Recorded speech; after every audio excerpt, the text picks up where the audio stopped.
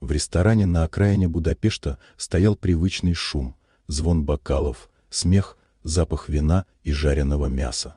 Молодая официантка Ева Хорват быстро двигалась между столами, улыбаясь из вежливости. Уже 3 года она работала здесь, чтобы оплатить лечение младшего брата.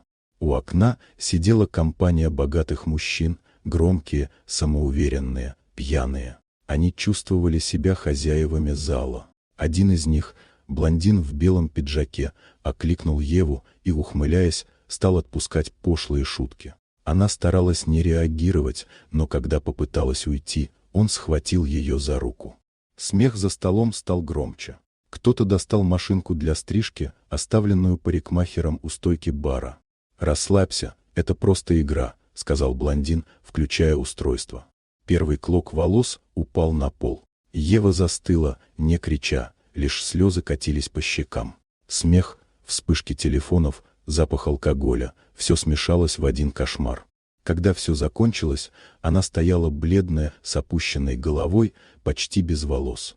В зале повисла неловкая тишина. Она молча ушла в подсобку и закрыла дверь. В зеркале отражалась не прежняя девушка, а сломленная женщина, в глазах которой горела боль. Через несколько минут в ресторан вошел мужчина в темном пальто. Его взгляд был холодным, шаг тяжелым. Это был Даниэль Хорват, муж Евы. Он заметил волосы на полу и смеющуюся компанию. Потом увидел жену, едва стоящую на ногах. Мир вокруг будто застыл. Даниэль подошел, накинул ей пальто на плечи, затем повернулся к мужчинам. Его голос прозвучал тихо. «Кто это сделал?» Никто не ответил. Менеджер попытался вмешаться, но мужчина сказал коротко: «Закрой двери». Музыка оборвалась. В зале повисла гробовая тишина. Через минуту 3 из тех, кто смеялся, лежали на полу. Без громких слов, без истерики, только тяжелое дыхание и звон упавших бокалов. Даниэль подошел к жене. «Никто не имеет права тронуть тебя», — произнес он спокойно. Позднее в городе шептались, что те мужчины уехали из страны или исчезли. Никто не задавал вопросов.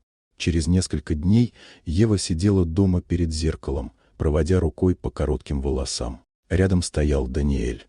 «Они заплатили», — сказал он. «Мне не нужна их боль», — ответила она. «Я просто хотела, чтобы кто-то понял, что я не виновата». Он взял ее за руку. «Ты не одна». Ева посмотрела в окно на утренний свет. Она больше не была прежней. Теперь в ее взгляде жила сила, тихая, но непоколебимая.